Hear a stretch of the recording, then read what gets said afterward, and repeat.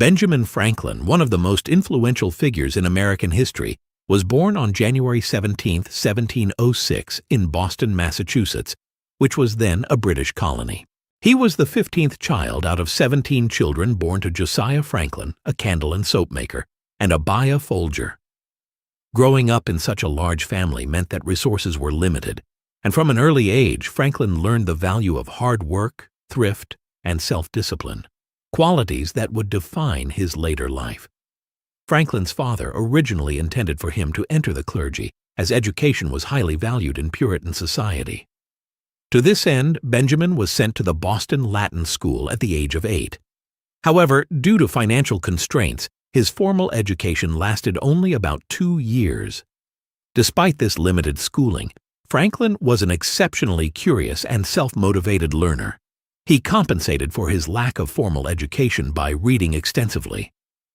Books became his lifelong companions, and he developed a habit of borrowing and studying them whenever possible. At the age of 12, Franklin was apprenticed to his older brother, James Franklin, who was a printer. This apprenticeship marked a turning point in his life. The printing trade exposed him to a wide range of literature, including essays, newspapers, and pamphlets, which broadened his intellectual horizons. During this time, he honed his writing skills by imitating the styles of well-known authors. He would read essays, rewrite them from memory, and then compare his versions to the originals to improve his technique. James Franklin started publishing a newspaper called the New England Courant, one of the first independent newspapers in the American colonies. Young Benjamin contributed to the paper anonymously under the pseudonym Silence Dogood. These letters were witty, insightful, and often critical of social norms and authority figures. They gained popularity among readers. But when James discovered that his younger brother was the author, he was less than pleased. This led to tension between the two, as James was often harsh and controlling. Franklin's relationship with his brother deteriorated over time. Feeling stifled and mistreated, he decided to leave Boston altogether. At the age of 17, without his father's permission and technically breaking his apprenticeship contract, Franklin ran away to seek a new life. This bold decision demonstrated his independent spirit and willingness to take risks, traits that would shape his future endeavors. He first traveled to New York but found no work there. He then continued to Philadelphia, Pennsylvania, arriving in 1723. His arrival in Philadelphia is often described vividly: a young man, tired and hungry, walking down Market Street with a loaf of bread under each arm. This humble beginning marked the start of his rise to prominence. In Philadelphia, Franklin quickly found work as a printer. His skills and diligence impressed his employers, and he began to establish himself in the trade. Around this time, he met Sir William Keith, the governor of Pennsylvania, who encouraged him to start his own printing business. Keith promised to support Franklin financially and advised him to travel to London to acquire the necessary equipment. Trusting the governor's promises, Franklin sailed to London in 1724. However, upon arrival, he discovered that Keith had not provided the letters of credit or support he had promised. Stranded in a foreign country, Franklin had to rely on his own abilities once again. He found work in London as a printer and continued to expand his knowledge and skills. Franklin's time in London was both challenging and formative. He was exposed to new ideas, cultures, and ways of thinking. He also developed habits of self-improvement, such as setting personal goals and striving for moral perfection, ideas he would later articulate in his famous autobiography. After about 2 years in London, Franklin returned to Philadelphia in 1726. By this time, he had matured significantly and gained valuable experience. He was determined to succeed and began laying the foundation for his future achievements. In summary, Benjamin Franklin's childhood and early life were marked by modest beginnings, limited formal education, and early exposure to the printing trade. His curiosity, determination, and willingness to learn set him apart from his peers. Despite facing financial hardship and personal challenges, he developed the skills and mindset that would later make him a leading figure in science, politics, and literature. After returning to Philadelphia in 1726 from London, Benjamin Franklin entered a new phase of life marked by ambition, discipline, and steady progress. No longer the inexperienced boy who had run away from Boston, Franklin was now a young man determined to build a successful career and reputation. The years between 1726 and 1748 were crucial in shaping him into one of the most respected printers, writers, and intellectuals in the American colonies. Upon his return, Franklin initially worked as a clerk and assistant for a merchant named Thomas Denham, who became something of a mentor to him. Denham recognized Franklin's intelligence and work ethic and helped guide him in matters of business and personal conduct. However, this arrangement was short-lived, as Denham died soon after, leaving Franklin once again to rely on his own abilities. Franklin returned to the printing trade, working for Samuel Keimer, a somewhat eccentric printer in Philadelphia. Although Keimer lacked discipline and business sense, Franklin learned valuable lessons about how not to run a business. With his growing experience and confidence, Franklin soon decided to establish his own printing venture. In 1728, Franklin entered into a partnership with a fellow printer, Hugh Meredith. Together, they opened a print shop in Philadelphia.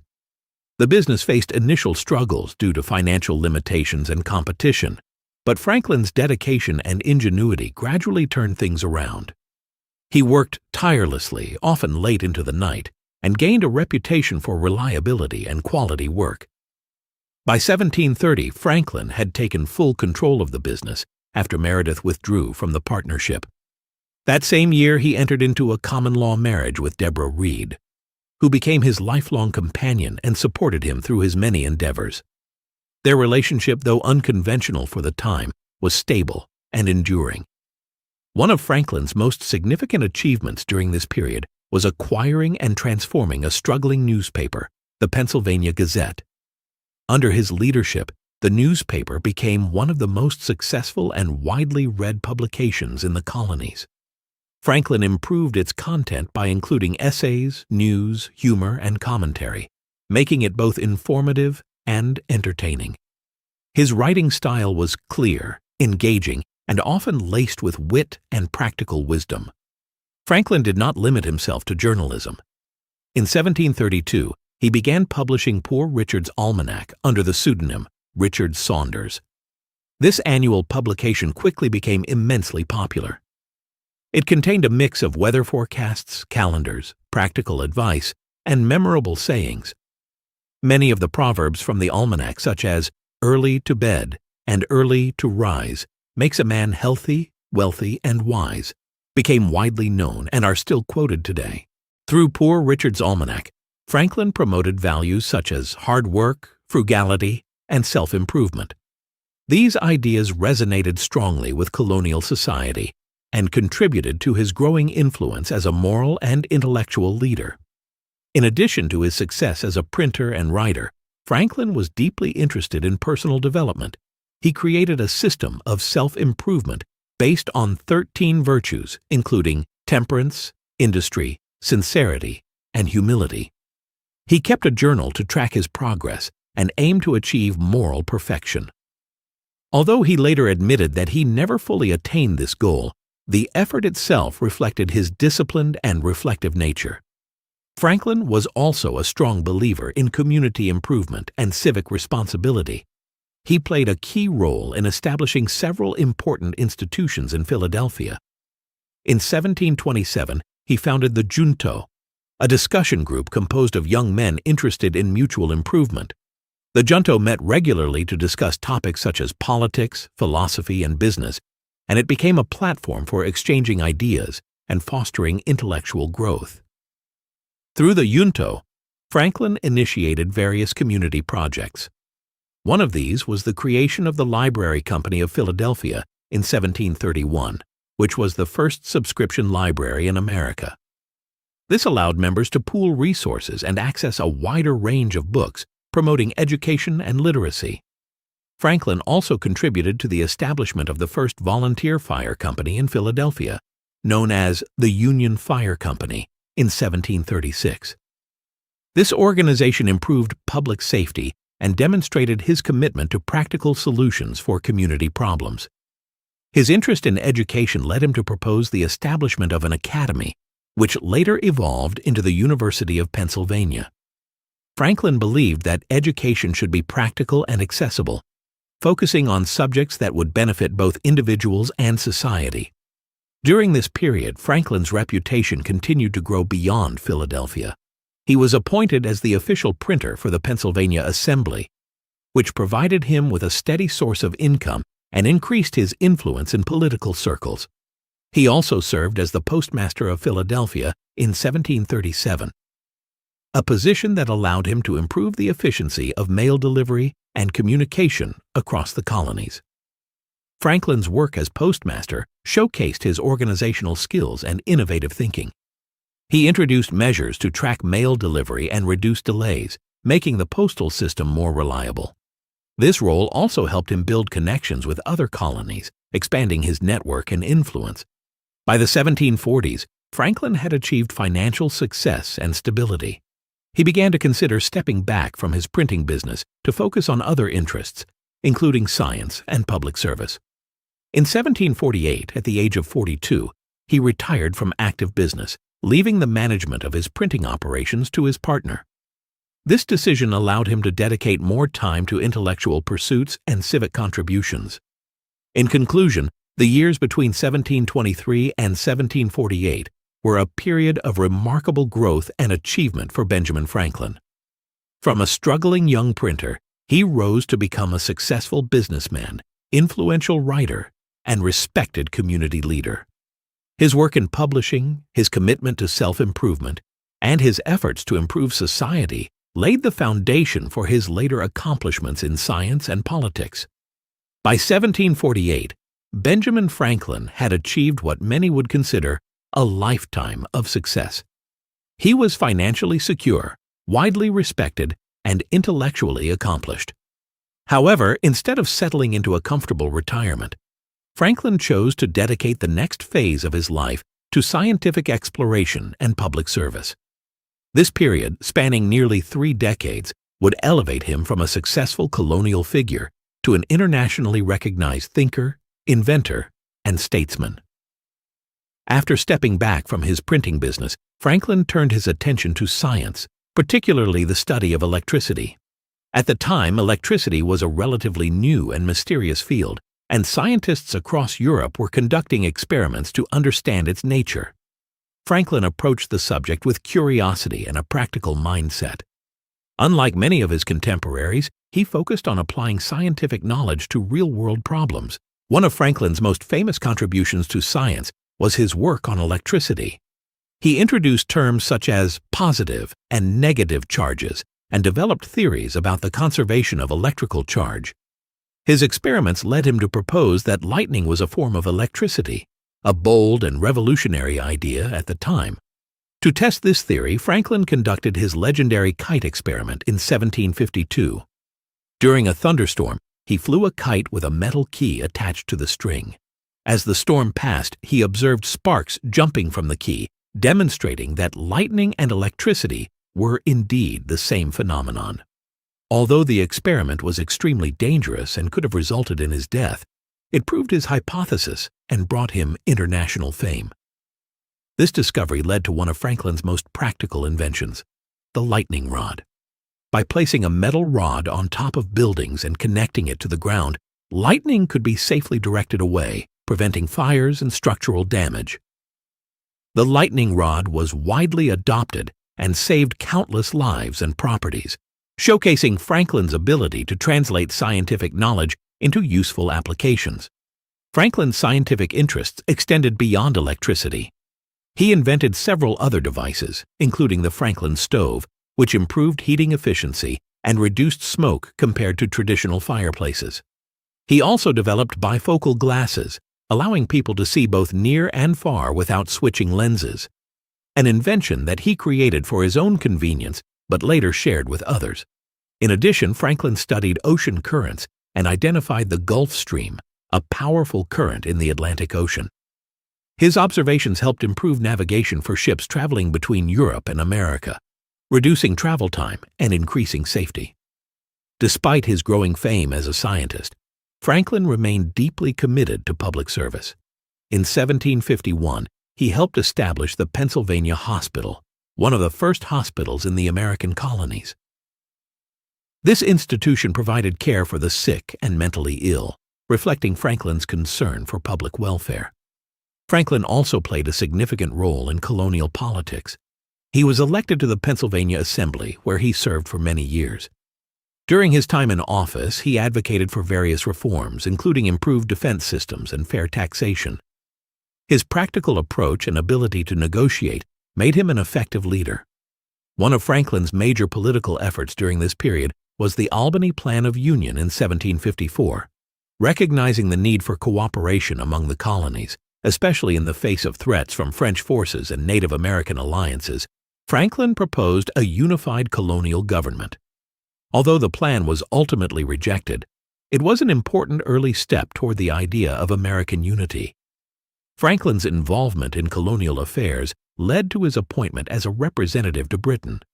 In 1757, he traveled to London to address disputes between the Pennsylvania Assembly and the proprietary government. This marked the beginning of his long engagement with British politics. During his time in Britain, Franklin became a well-known figure in intellectual and political circles. He interacted with leading thinkers and scientists, gaining respect for his ideas and achievements. However, his mission was not without challenges. He had to navigate complex political tensions between the colonies and the British government. Franklin spent several years in Britain, returning to America briefly before being sent back again in 1764. During this second stay, relations between Britain and the colonies began to deteriorate. Policies such as the Stamp Act of 1765 imposed taxes on the colonies without their consent, leading to widespread protest. Initially, Franklin hoped to maintain harmony between the colonies and Britain. He believed that misunderstandings could be resolved through dialogue and compromise. However, as tensions escalated, he became increasingly disillusioned with British policies. One significant moment came when Franklin testified before the British Parliament regarding the Stamp Act. His calm, reasoned arguments helped persuade Parliament to repeal the act in 1766. This demonstrated his skill as a diplomat and his commitment to representing colonial interests. Despite this success, relations continued to worsen. Franklin witnessed firsthand the growing divide between Britain and the colonies. By the early 1770s, he began to accept that independence might be inevitable. In 1775, Franklin returned to America, where the situation had reached a breaking point. The colonies were on the verge of revolution, and Franklin quickly became involved in the movement for independence. He was elected to the Second Continental Congress, where he worked alongside other leaders to shape the future of the emerging nation. In 1776, Franklin was appointed to the committee responsible for drafting the Declaration of Independence, alongside figures such as Thomas Jefferson and John Adams. His experience, wisdom, and diplomatic skills were invaluable in this historic effort. In conclusion, the years between 1748 and 1776 marked a period of extraordinary achievement for Benjamin Franklin. He made groundbreaking contributions to science, invented practical devices that improved everyday life, and played a key role in shaping colonial politics. His transition from scientist to statesman reflected his versatility and dedication to public service. By 1776, Benjamin Franklin had already lived a long and accomplished life, but his most historically significant contributions were still ahead of him. As tensions between the American colonies and Great Britain erupted into full-scale conflict, Franklin emerged as one of the key leaders in the struggle for independence. His experience, wisdom, and international reputation made him uniquely suited to guide the colonies through one of the most critical periods in their history. On April 17, 1790, Benjamin Franklin passed away at the age of 84 in Philadelphia. His death was widely mourned, both in the United States and around the world. Approximately 20,000 people attended his funeral, a remarkable number for the time, reflecting the deep respect and admiration he commanded. Franklin was buried at Christ Church Burial Ground in Philadelphia. alongside his wife, Deborah Reed. His grave became a site of public interest, visited by those who wished to pay their respects to one of America's greatest figures. Tributes poured in from across the globe. In France, where Franklin had spent many years, he was especially honored. The French National Assembly observed a period of mourning in his memory, a rare recognition for a foreign citizen. His contributions to science, diplomacy, and human progress had earned him international acclaim. Franklin's legacy is vast and enduring. He is remembered as one of the founding fathers of the United States, a pioneer in science, and a champion of civic responsibility. His inventions, such as the lightning rod and bifocal glasses, continue to influence everyday life. His writings, including Poor Richard's Almanack and his autobiography, remain sources of wisdom and inspiration. More importantly, Franklin embodied the ideals of self-improvement, hard work, and public service. He rose from humble beginnings to achieve greatness through determination and intellect. His life serves as a powerful example of what can be accomplished through curiosity, perseverance, and a commitment to the common good. In conclusion, the final years of Benjamin Franklin's life were marked by continued service, moral reflection, and lasting contributions to society. Even as his health declined, his influence remained strong. His role in the creation of the United States Constitution, his advocacy for abolition, and his enduring legacy as a thinker and leader ensure that he will be remembered as one of the greatest figures in history.